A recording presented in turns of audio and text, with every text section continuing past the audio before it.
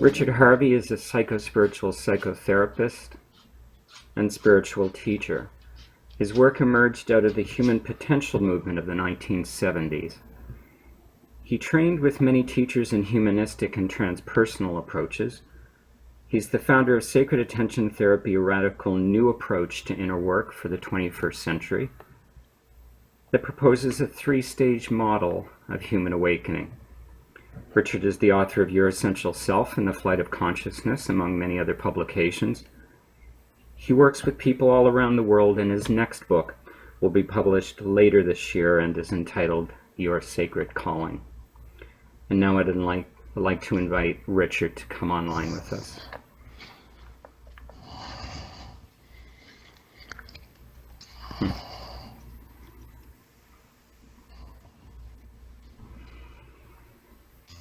Hello, Richard. Thank you for being with us. Good evening. Can I just invite us to take a moment to come into stillness and silence with each other? Feel free to close your eyes if you wish, and just welcome a couple of deep cleansing breaths to bring you into stillness.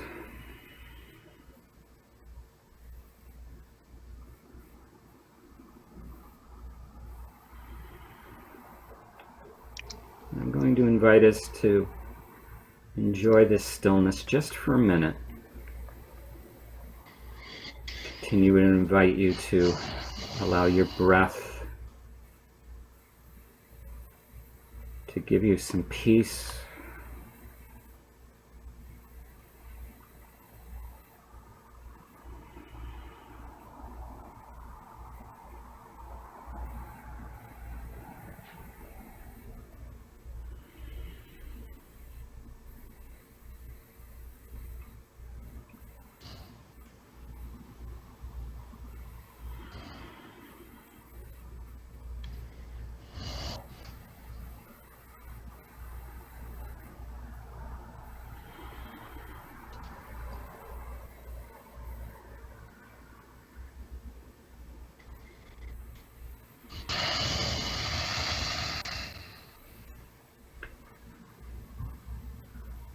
And I'll invite us all now to slowly bring ourselves back to this energetic space with Richard. Perhaps a couple of other deep cleansing breaths.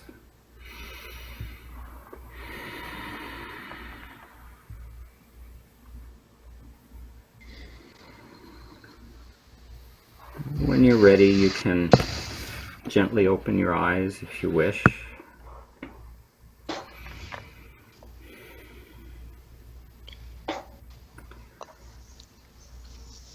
I'm going to open it up right from the onset to invite your questions for Richard. And I know there's some who previously submitted questions, and I thank you, and I'll invite you that if you wish at this time to just come forward and ask your questions to Richard. Please unmute your microphone if it's muted and ask your question of Richard.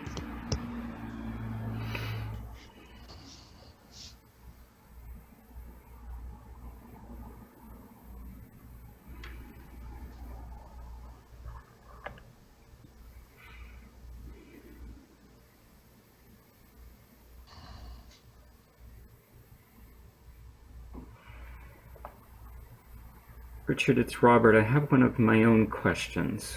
Can you hear me? Yeah. What role does anger have in our spiritual growth and development?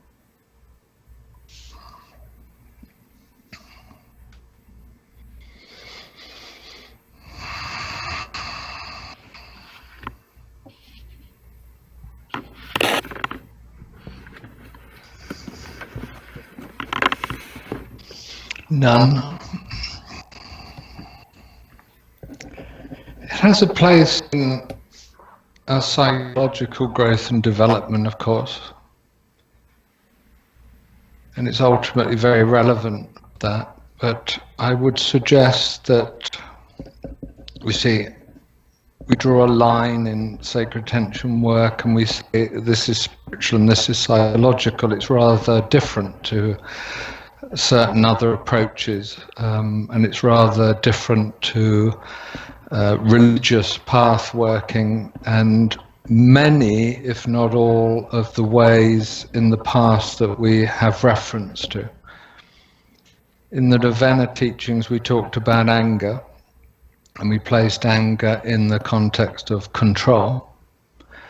There are some other kinds of anger. There's rage, there's deeply felt anger, which are a long discussion, but essentially what I'd like to say about anger is it is inevitably control. One of the reasons as therapists we often find anger, say particularly in men, is more acceptable than other and deeper feelings. So anger is a kind of lid, merely another way of saying it's a kind of control. It therefore isn't necessarily emotional as such. It can be a resistance to emotion. But this whole complex business of feeling and allowing the organism to be released from its acceptable neurotic state of depression, which is more or less endemic at the present time for people, certainly in our culture, I think that we share here tonight, is something to transcend, shall we say, so that not only the spirit but also the body, the mind, the heart are available for the challenges of sacred spiritual life. And for this reason alone, control or anger, or let's say resistance to love or resistance to the heart, has no place in spiritual development as such. Not because we don't acknowledge it and we don't have ways of dealing with it, far from it. But because at least in sacred attention work we consider it within the development of the human being through psychological stages of awareness, expression and release.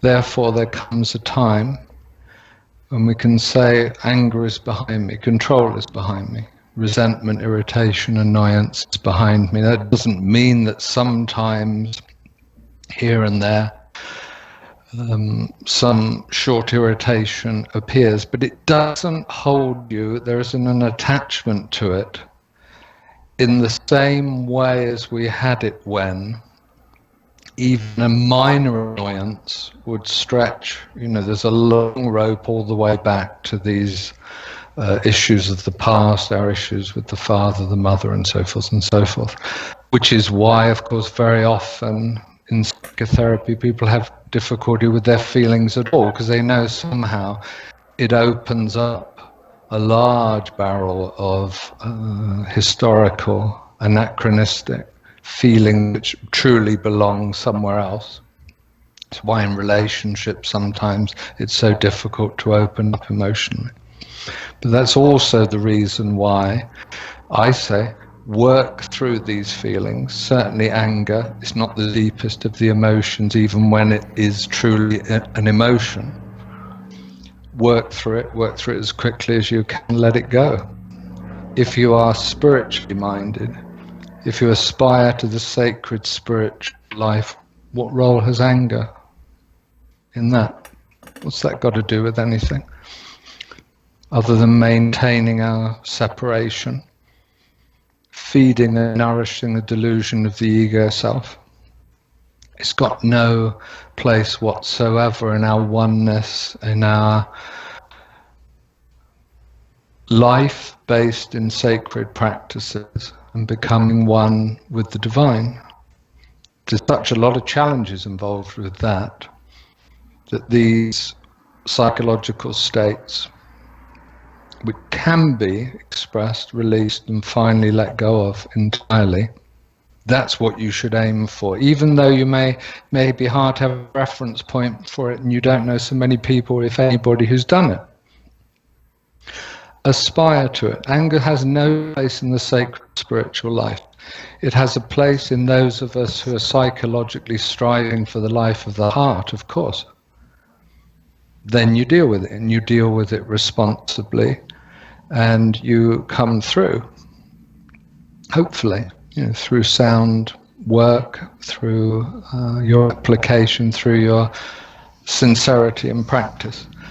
But in true sacred spiritual life and practices and sadhana, which is spiritual discipline, there's no place for that. That must have been released in order to go on to the more stern challenges of the sacred spiritual life, and of course the joyous challenges of sacred spiritual life.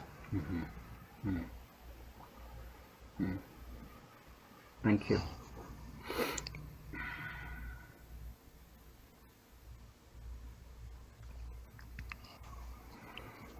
Are there other questions for Richard at this time?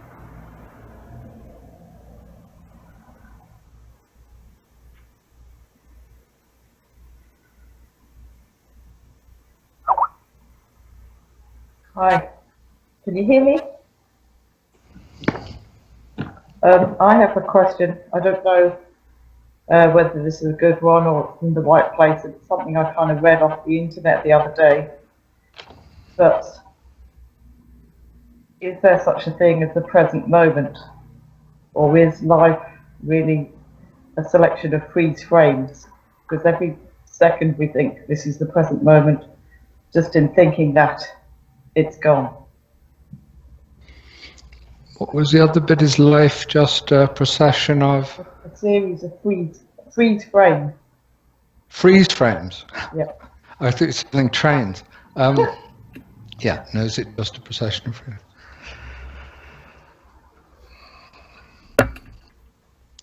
We discussed this at length, incidentally, in one of the Novena teachings. It's one of the 42 lectures of the last couple of years or so, and it's called Now.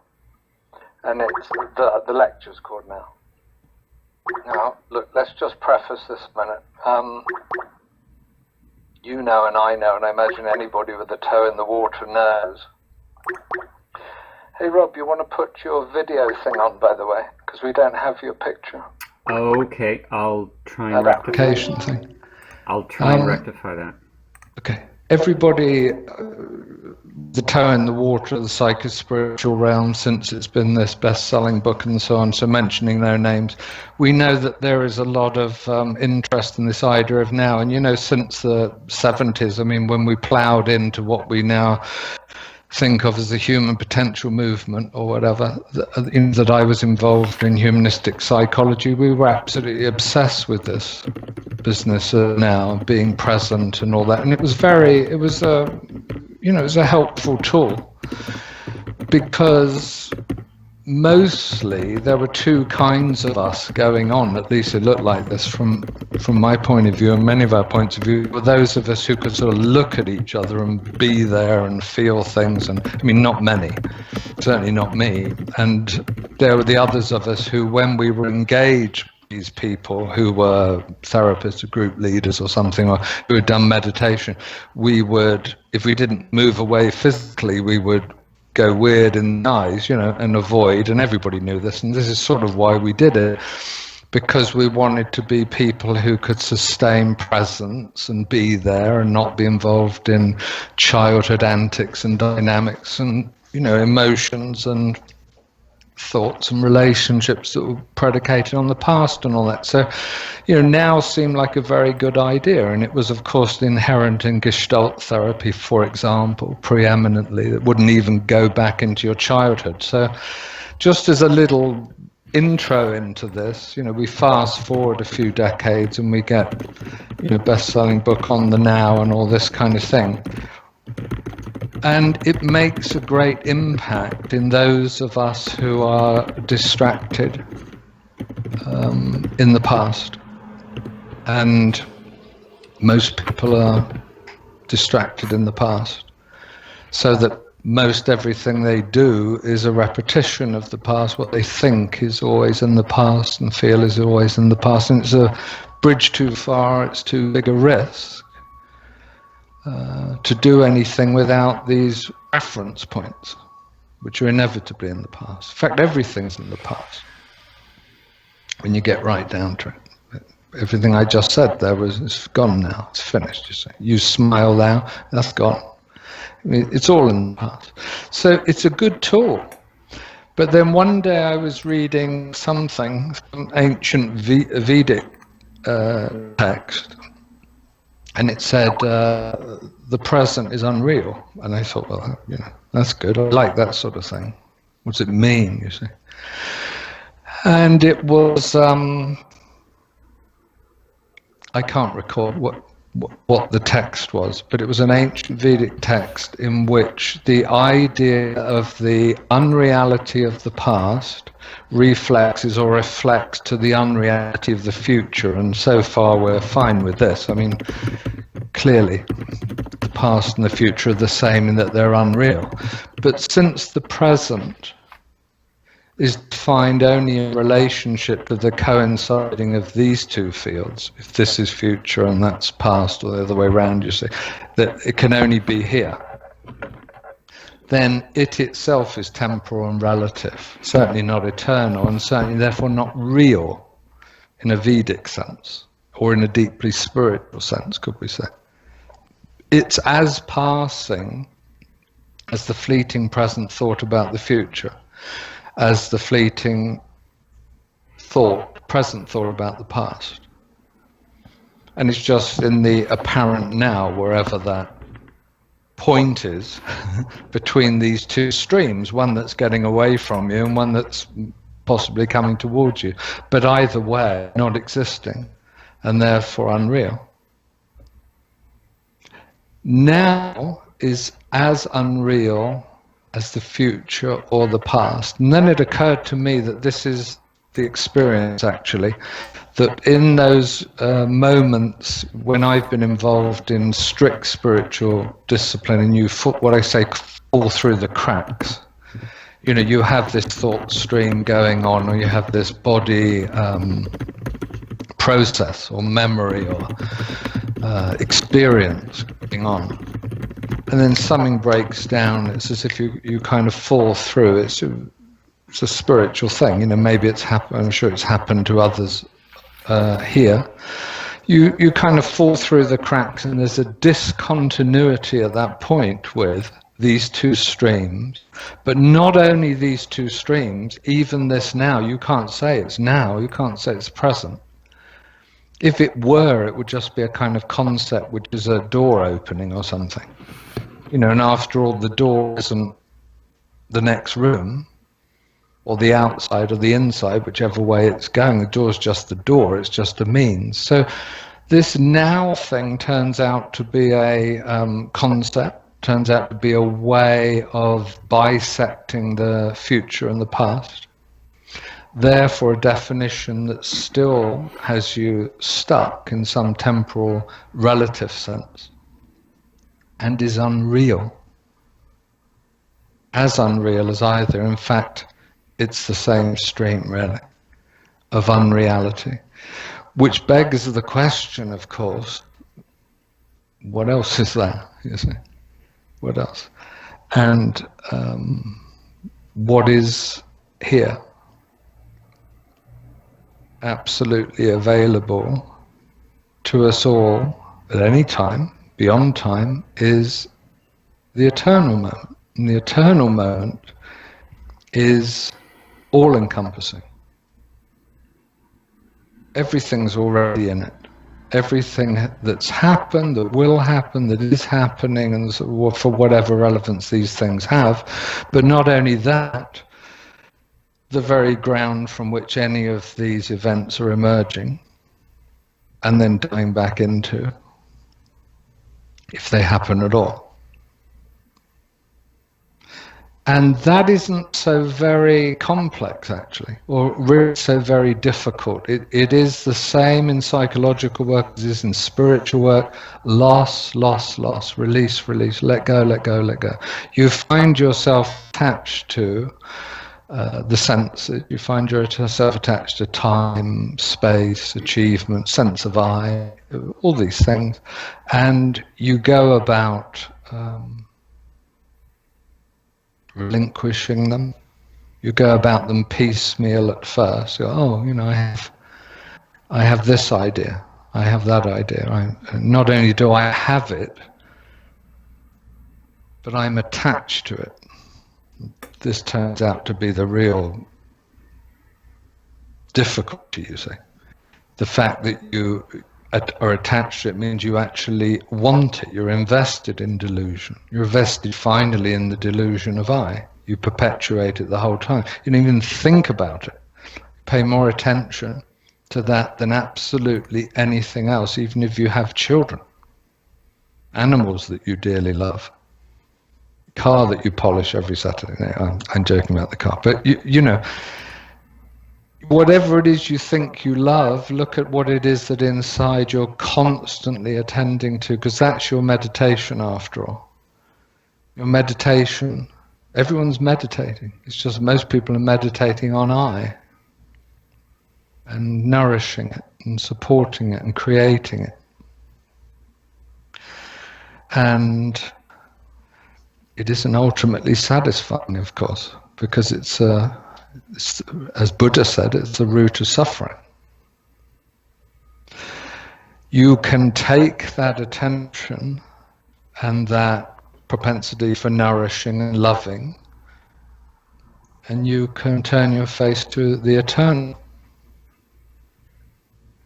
And as soon as you can do that sincerely, genuinely, really, not just thinking about it, or wanting it, or hoping for it, or having all the best intentions and everything, but as soon as you can do that, and it seems mostly that comes after a process of loss, stripping down, stripping down, stripping down, attachments, everyone. As soon as that happens, it turns out to be the simplest thing of all. It's as if your face was never turned any other way.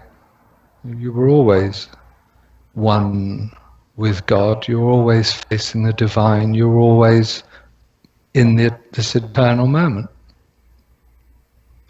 in which, curiously, you are not. And there is this exhilarating freedom.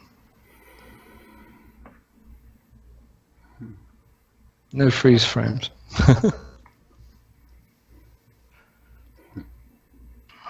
Thank you, Richard. That sounds wonderful.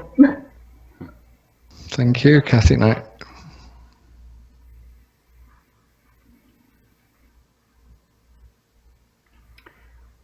Are there other questions for Richard?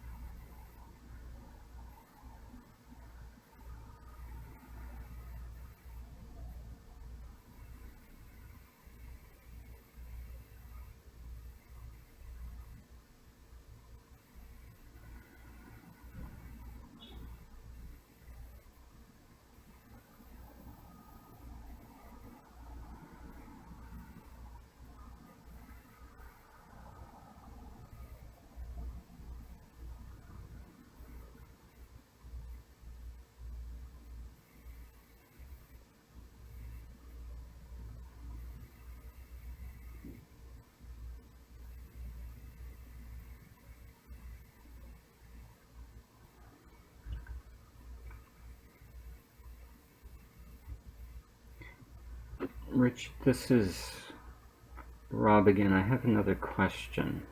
Can you hear me? Yeah. I apologize for not being able to bring my video on here. I'm still working out some kinks with the new technology. Question is, as a spiritual teacher, does it become easier to allow the student to walk their path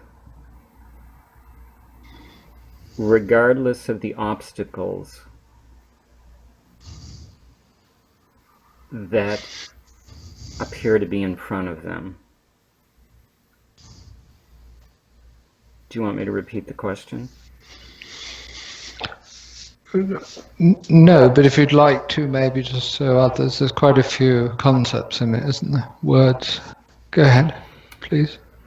So the question again is, as the spiritual teacher, does it become easier to be with the student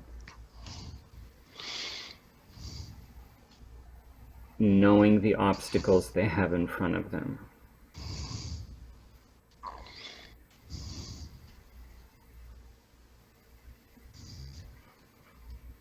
And if you need or want any clarification or expansion of that, let me know.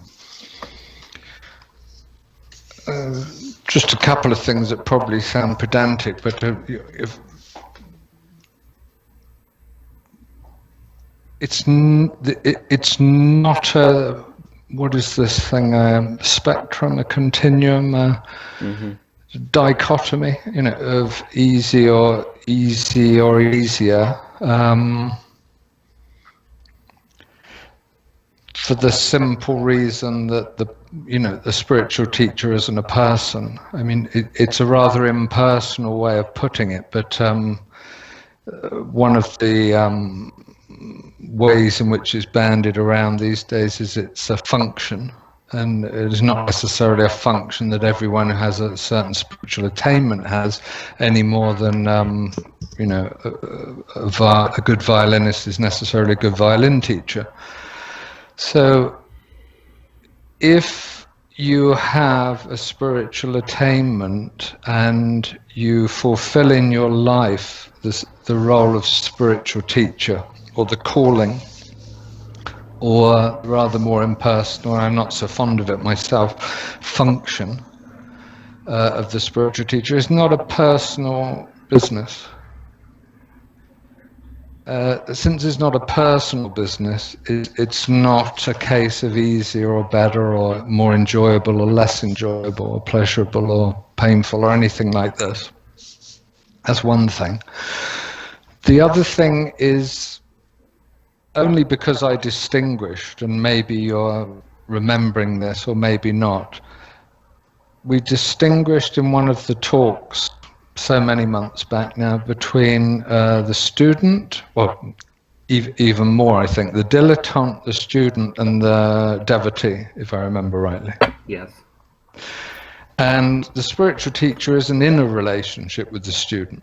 I mean, the student, by definition, in the way in which we understood the word, or in the way in which I presented the word, I was trying to be quite definite about it. Certainly, the spiritual teacher isn't in relationship with the dilettante, which means the dabbler, which means someone who's kind of not in or out yet. I mean, it's terribly hard as a psychotherapist or a counsellor to be engaged in a therapeutic relationship with someone who's a bit in and out. So even in the psychological realms, that's just like any relationship. You're not quite there yet. You're not quite up to it. You're not saying yes all the way, let's say.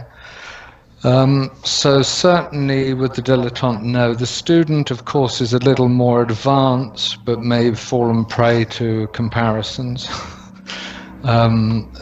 distrust, doubt, of a certain lower form of doubt, and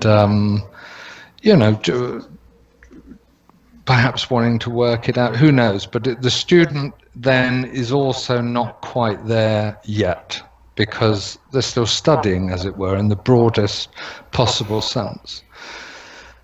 The spiritual teacher is in relationship with the devotee, and that's a real relationship. And at that point, anything that appears is not an obstacle,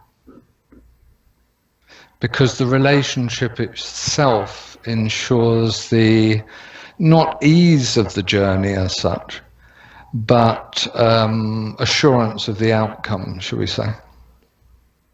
And certainly there isn't anything along the way which can be construed as an obstacle, only a blessing. So it's neither easier nor harder, for the reasons that I said. It's not in relationship to the student, because since since the spiritual teacher function role started to appear in me, one of the curious things is people do approach you and they say, hey, I want you to be my spiritual teacher, and you say, well, really? Okay. Maybe. I have no idea. Again, it's not dissimilar to being a psychotherapist when, I've been at this for, 38 years, going on 39 years now, and I still have no idea when I'm working with people if this is going to be good. It's really going to go the distance, if you're really going to, everything's going to change, there's going to be transformation, there's going to be wonderful things, or if it's going to be a few months and maybe disappointment or whatever. I have absolutely no idea. Even after all this time, I'd think I did. I always admired the stories about Jung, which were predictive, and as if the old guy knew all these things, and I thought that would be very cool. So, in spite of my desire to know these things, I truly have no idea. And in the realms of spiritual teaching, I don't have any idea either until I do. And when I do, it's absolute. And there's two broad kinds of people who may be students or dilettantes, or maybe they're already devotees, I don't know, by which this actually happens. One is immediate, just like that. As soon as you clap eyes on the person, it's just, there it is. Oh, I got it. And they got it. It's immediate, it's absolute, there's no time needed at all. This is in a sense, the easy route, the less painful route. And there's the other one where, you accompany the devotee, the spiritual journey over hot coals, over the glass, through the tunnels and the caves, off the top of the precipice and all of this. And sometimes, oddly enough, I can feel quite predictive about that. I'm currently in spiritual process, shall we say, with somebody who may or may not turn out to be my devotee. It's that unclear. But I said to her, I think this is going to take 2 years just for you to dismantle attachments to your present life and the past in order to do what she's absolutely convinced is the case, which is living a life in the divine realm. I mean, there's every omen, every signal, every sign that that's absolutely what she needs to do, and yet everything in her life is like a, what is it? Is it a limpet or sucking something, pulling something, pulling, and it's very painful. It's very, very painful, and yet it just is. It's at the same time as it's painful and it just is. She can feel, and I can experience with her the purification of the travail. This is the ordeal, and it's always ambiguous.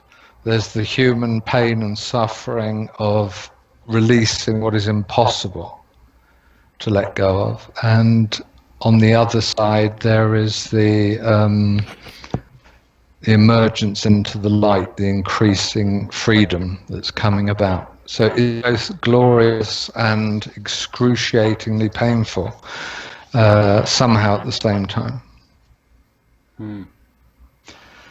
So these are the two ways. There's the ping way, which is great, but I mean, who knows what's gone on before? I don't know. But you don't have to talk about what's gone on before, you see, because you're already there, moving along. And then there's the other one, which is trawling through the very depths of suffering to get there, just to start.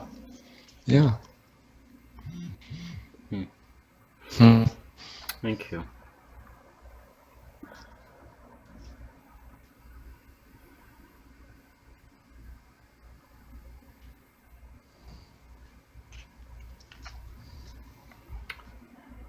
Are there other questions for Richard?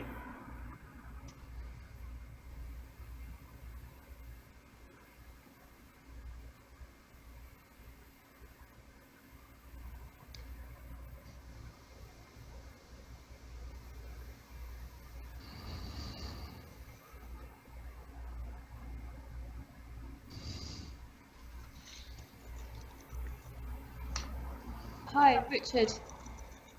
Trinity? Hi. Just really wanted to ask about the spiritual influences in everyday life.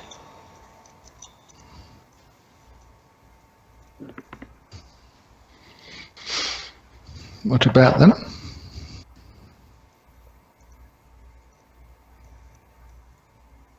Just wondering how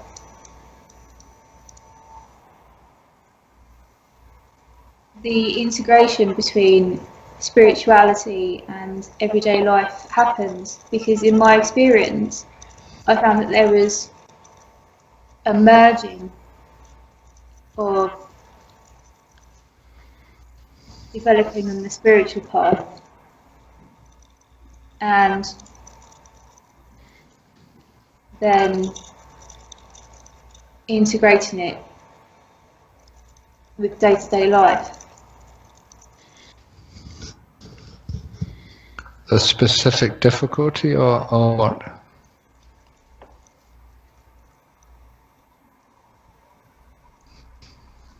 Just in how I hear it on many occasions, generally, how people have their spiritual understandings and then there's everyday life, and they seem to differentiate between the two, basically. And for me, life is about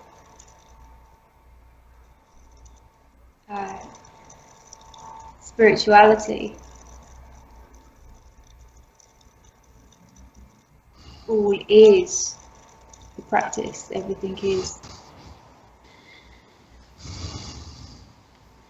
And I just have a question about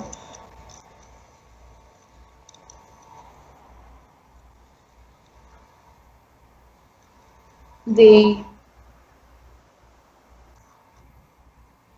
integration between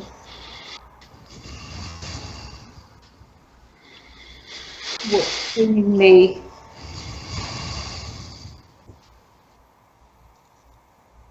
an everyday life to spiritual life when all is equally an equilibrium of experiences.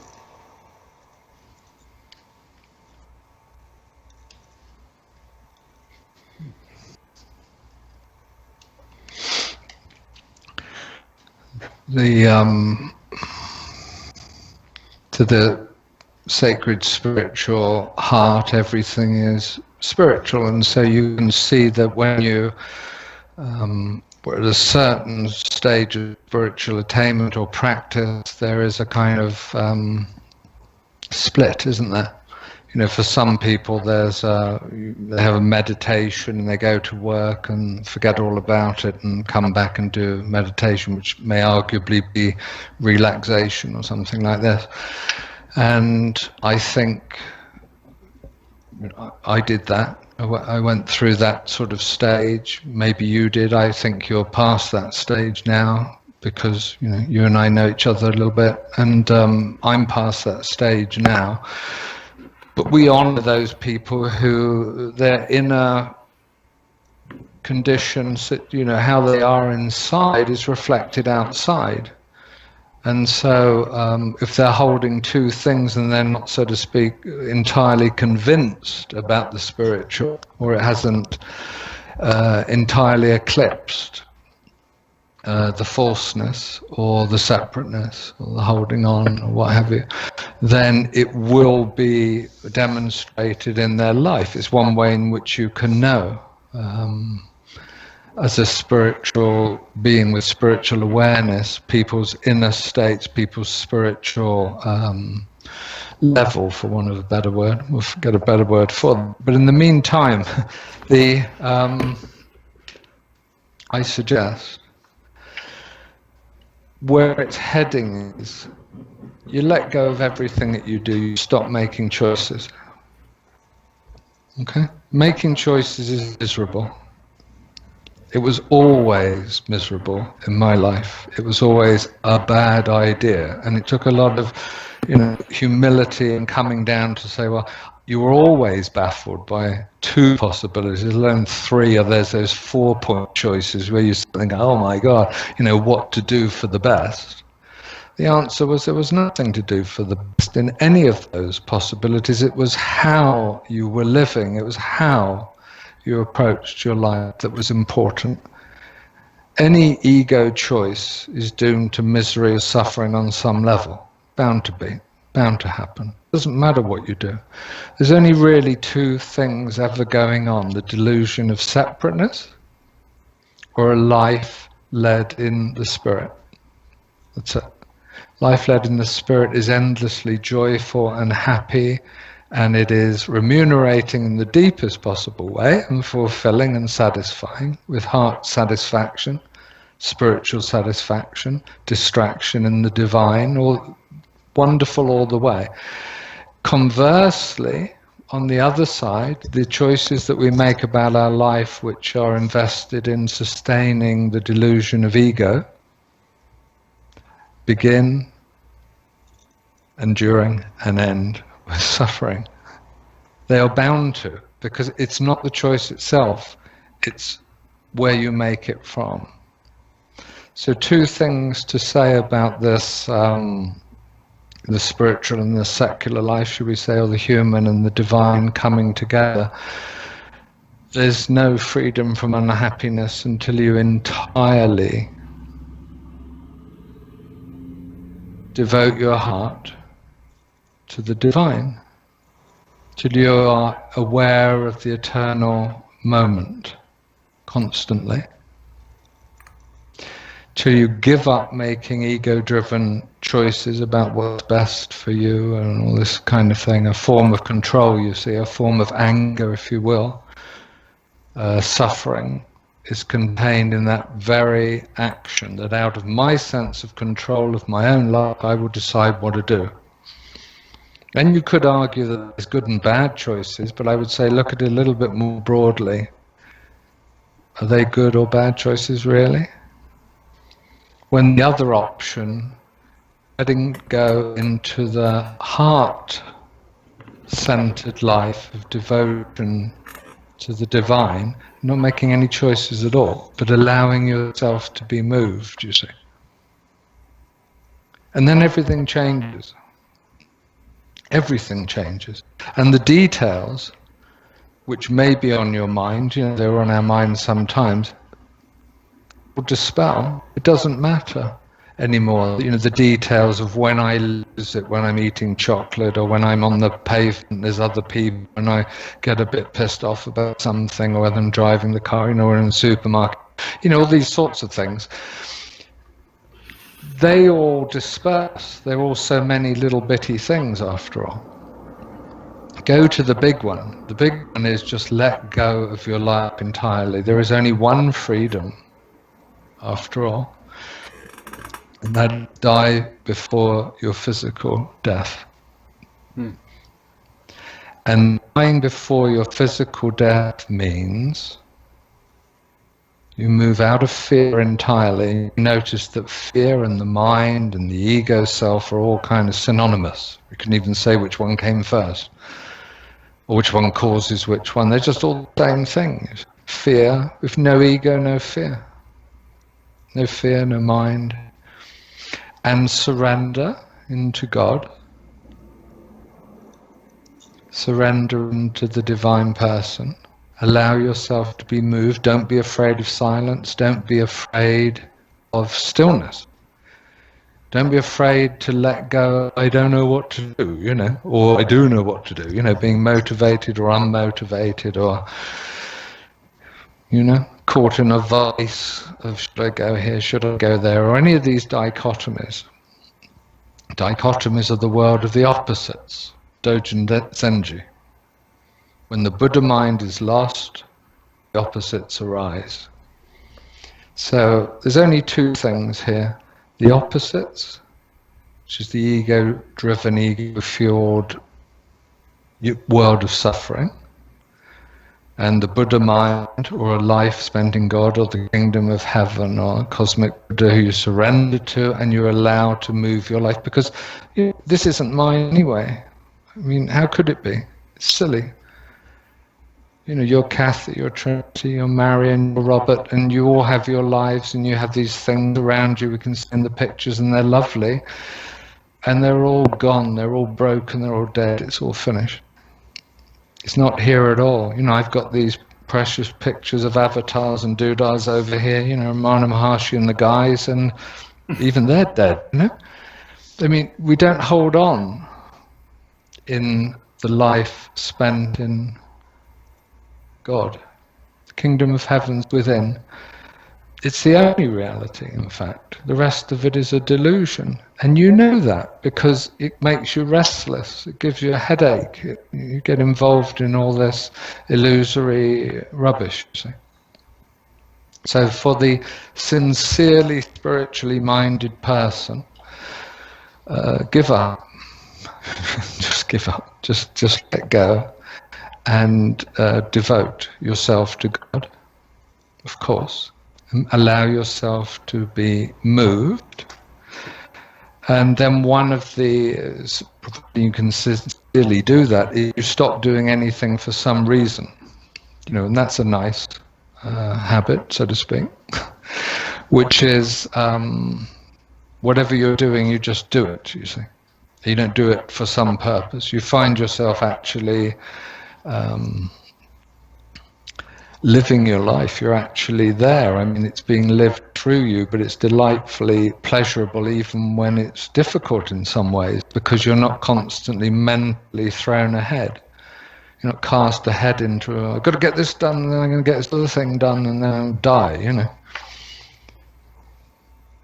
which is suffering. You've already preempted that by giving up yourself and going beyond fear, and then who cares about doing this to do that and some outcome or other. It's not important anymore. And the other thing, I mean, there's many things, but as well as that thing, I'd also point out that nothing anymore is itself. Everything is symbolic at this point. Everything is pointing beyond itself. So you don't, you see, this is a lamp, you know, what is it? It's symbolic of something. I mean, that seems silly, but let's say a more obviously profound one, the love relationship you're in is of importance, not because of the interpersonal relationship primarily anymore, but because you express and you demonstrate love itself, the archetype of love, the essence of love, spiritual love, God's love comes through and underpins what then emerges as an affection between two human beings. And now suddenly it's not brittle and individualistic and not subject to changing tides, you see. Relationships, objects, endeavors, projects, things you do, all of the components of your life become the same. They become one symbol ultimately. There's only one symbol, you see, and that's love. Absolutely everything.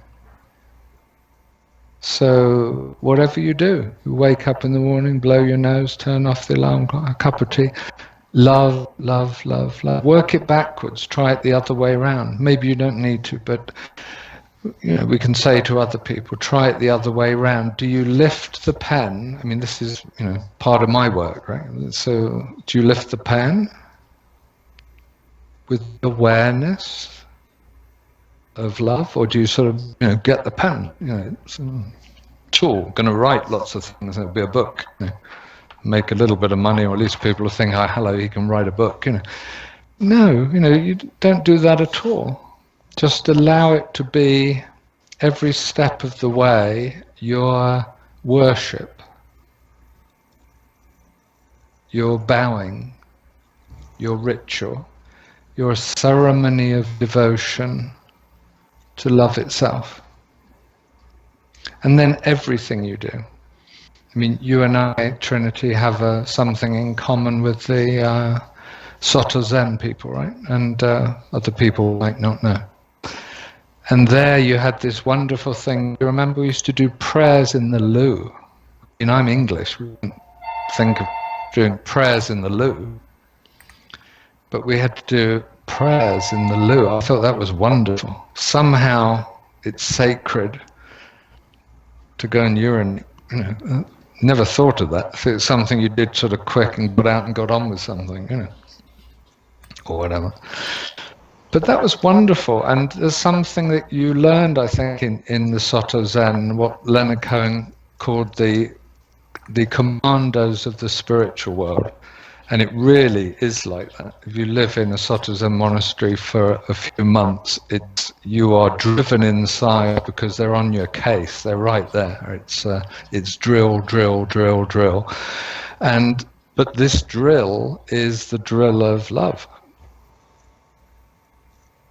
It's a drill of absolutely everything is spiritual. You're going to collect the newspapers to light the wood burner, it's spiritual. There's a prayer for it. You go through a door, there's a ritual for it. You pick up the spoon and bowl to eat, there's a ritual for it before you eat. And all of this. Everything is divine, Trinity. Everything is love. So when we live our life through that surrender, all the little details take care of themselves, don't they? I don't think there's any other way to doing it piecemeal, or something's going to get away, Do the big one. Total surrender, die before your physical death. Die to the life of the separate self. Then there's no division.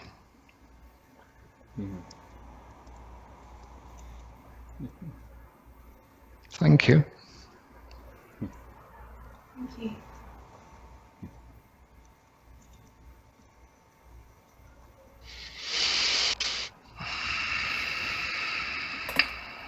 And surrender's not partial, by the way.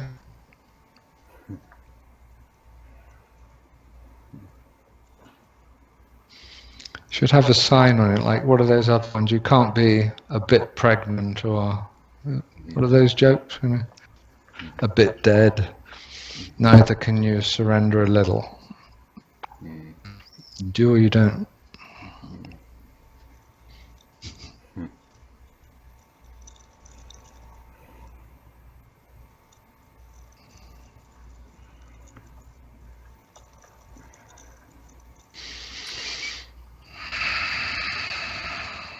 Richard, this is Robert.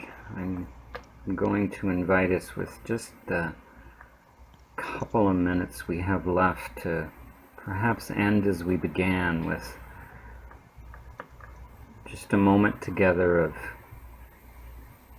of silence.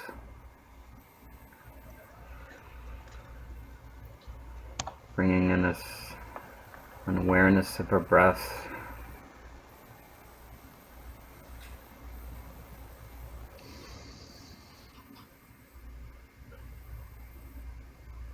A devoted awareness of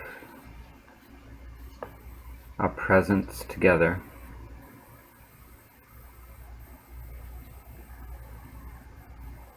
Our unity.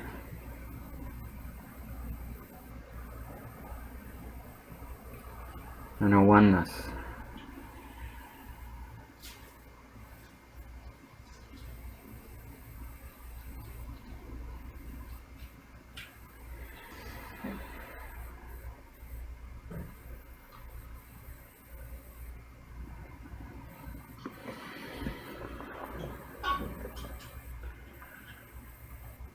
Richard, thank you for being with us today and sharing your wisdom.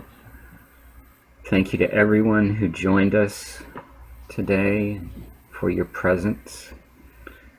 And if you'd like to follow up with Richard, you can email him directly at richard@therapyandspirituality.com, or you can follow up with Richard through his website at www.therapyandspirituality.com. The next satsang in the series will be next Friday, July 1st, 3:30 to 4:30 Eastern Standard Time, 9:30 to 10:30 p.m. Central European Summer Time. And if you've not already registered for the July 1st satsang, please do so either through the Sacred Attention Therapy website or by emailing me at info@sacredattentiontherapy.com. And I'll do my very best to get the technology operating 100% perfect and maybe have my picture there next time. But I'm glad you were able to hear me and I was able to hear you and participate on that level. So I'll thank everyone again for being with us. Until next week. Love to everyone. Namaste. Namaste.